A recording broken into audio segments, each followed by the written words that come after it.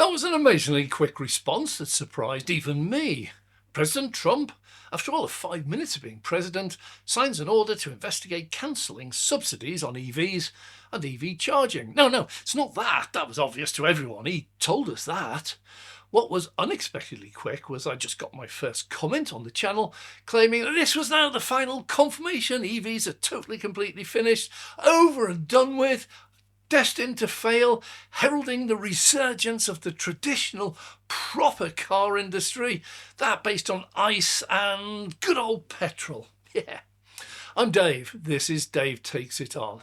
And this was immediately followed up by the obvious comments like, surely you must now be so embarrassed by Musk that even you cannot support him any longer. Is the world really that naive, that sad? I have a few comments on that later on. In the meantime, let's have a bit of a reality check. As stated, not going to support Elon Musk as a person, never have done, never will do. That's not what I do. Check all my previous videos, never have. Let's see instead what the richest businessman in the world, running the most valuable, most profitable auto company in the world, has done. He donated a shed load of money to Trump to help him to become president. So clearly the man's an idiot. He must have known that one of his first acts as president would be to cancel EV subsidies. He actually told us so. How big an idiot do you need to be to fund his campaign if the president you fund gets in and destroys the EV industry, which is part of your lifeblood? Well, it turns out that for more than a decade, Musk himself has asked governments to remove all subsidies for EVs, as they were actually distorting the market in a very negative way. He claimed many years ago, well over a decade in fact, that EVs were already well established, able to stand on their own four wheels, and that subsidies now only did harm. So is he an idiot? Well, he wanted to end subsidies. He knew Trump would remove subsidies. Surely he just got exactly what he wanted. Maybe he's not such an idiot. An idiot would be someone who gets something he didn't want. A clever businessman gets exactly what he wants. But why would he want subsidies to end? And here lies the real issues and two of the main problems with EVs in general today. First, if you subsidise, it simply encourages all manufacturers to sell at the highest price possible, knowing that your gullible buyers get a big chunk of money off the price courtesy of the government. In plain English, just puts up the price of EVs to buyers. It also masks those otherwise already failed companies and encourages them to struggle on, forcing them to slash costs ever further, right down to the bone, to reduce their losses to a minimum. In effect, subsidies reduce the losses legacy auto make on selling their EVs. Yeah, none of them have yet broken into profit. The main problem subsidies cause is depreciation. All cars depreciate, and according to multiple sources like AA, REC and Lease Loco, the average for the first year is somewhere between 15 and 35%. Now, I know as loads of you are going to be shouting, oh, my car went up in value, I made it. Yeah, dream on.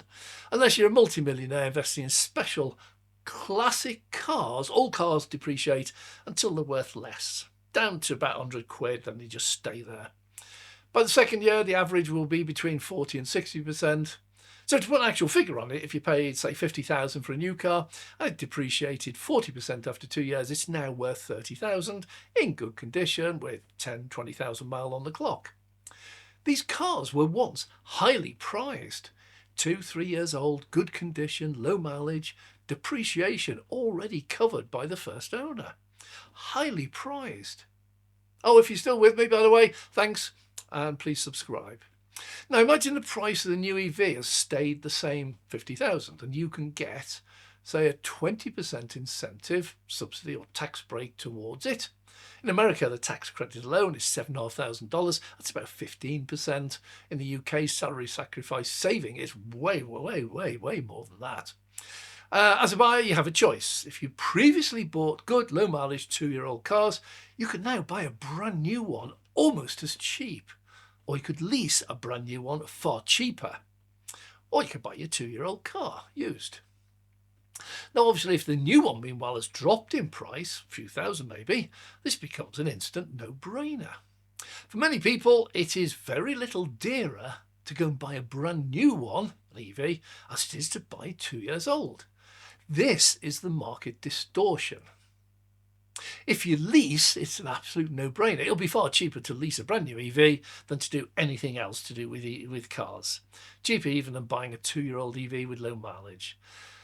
Now, the net result is that 2- and 3-year-old EVs lose a far more than normal depreciation as long as those subsidies are in place. Now, before everyone starts shouting, okay, so don't buy an EV, they're going to crash in value, two things. Depreciation has absolutely zero effect on leasing at all. The lease company takes the hit. You pay the same amount each month, whether it's worth 40,000 or crashes to a calamitous 2,000 at the end of the lease. It's simply not an issue. Leasing eliminates depreciation for the motorist 100%. Second, at the end of the 3rd year of the car, this additional depreciation is no longer in play at all. It's dropped out of the equation. You're now in a totally different price bracket. And in fact, depreciation now begins to reverse. 3- and 4-year-old good condition low mileage EVs are now becoming much more in demand and are seeing prices starting to rise sharply. If you keep your EV from new for say 5 years, depreciation will be less over that 5 years than for an equivalent petrol or diesel car. This subsidy causing depreciation only affects 1- and 2-year-old cars, and only if you buy them. That's it. Removing all the subsidies would instantly restore the status quo to the market. With price parity now almost upon us, it is actually already time for subsidies to end. It will certainly hit sales in the immediate short term, but no longer. It will instantly show up all the inefficient legacy automakers churning out their overpriced, lower quality EVs. It will promote genuine competition in the EV marketplace. That is what legacy is so afraid of. Back to Elon. How can I possibly claim to separate person from job? Well, exactly the same way that Wall Street can. They care not a jot if he rants and raves, nor what he says. They look at the business. Is it sound? Is it profitable? Growing? Popular? Heading in the right direction? Etc., etc. As a last thought, an analyst might ask, well, is there anything Musk can say or has already said that could possibly change that? If not, they judge the business on the financials alone.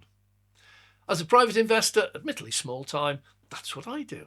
Are my shares going up or down? Are they likely to go up or down in the future? Should I sell them? Should I buy more? Is there anything Musk can say that will affect the value of my shares? Now, as a channel looking at Tesla cars, Tesla supercharging, and Tesla the company, amongst many other companies, Musk does not even enter into it.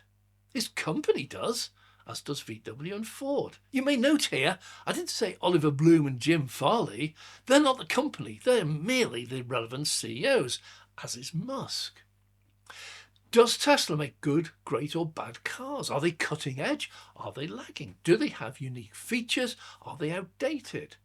Not a thought about Musk as a person.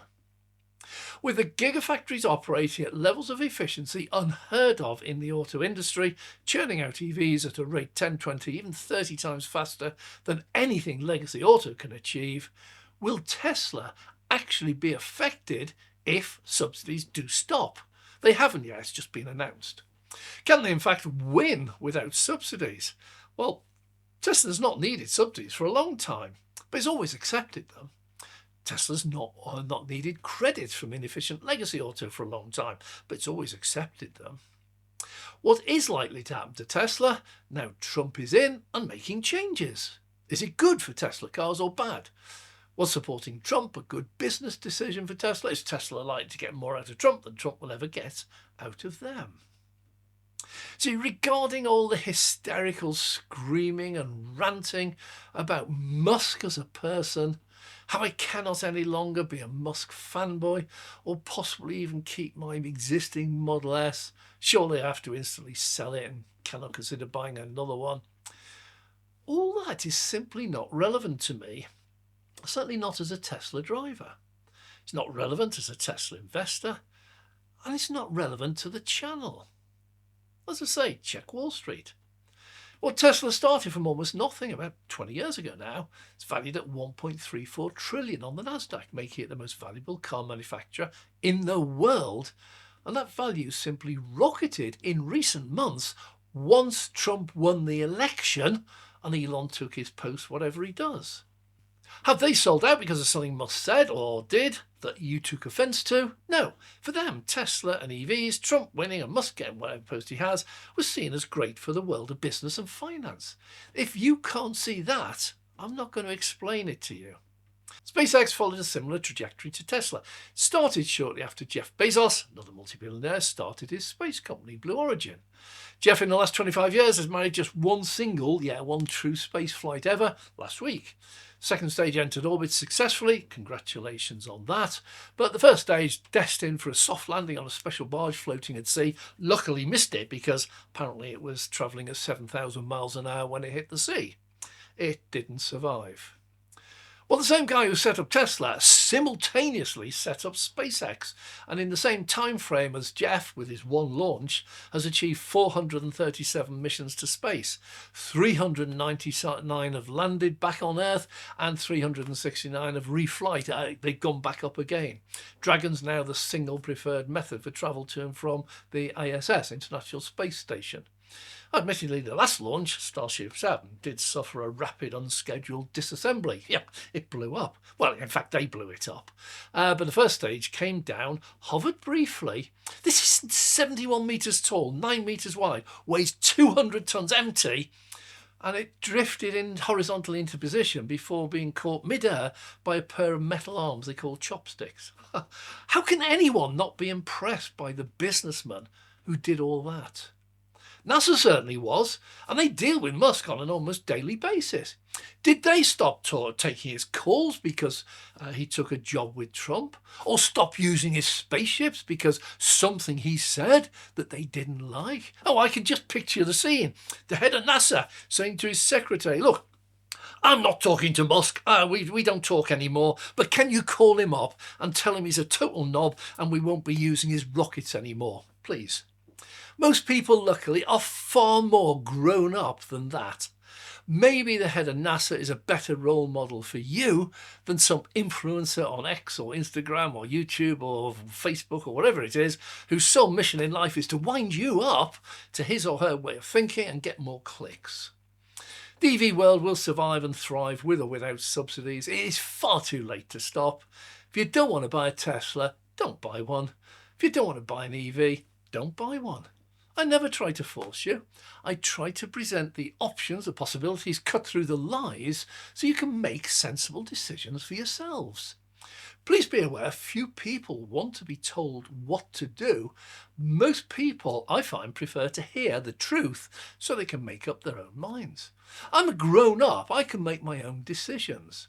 Thank you very much, but I don't need any of you to tell me what you think my decisions should be. Well, as usual, I'm sure I don't need to remind you. If you agree or disagree, leave your comments down below. For those who did like it, please click the like button. And as always, if you want to see more like this, please subscribe. I'm Dave.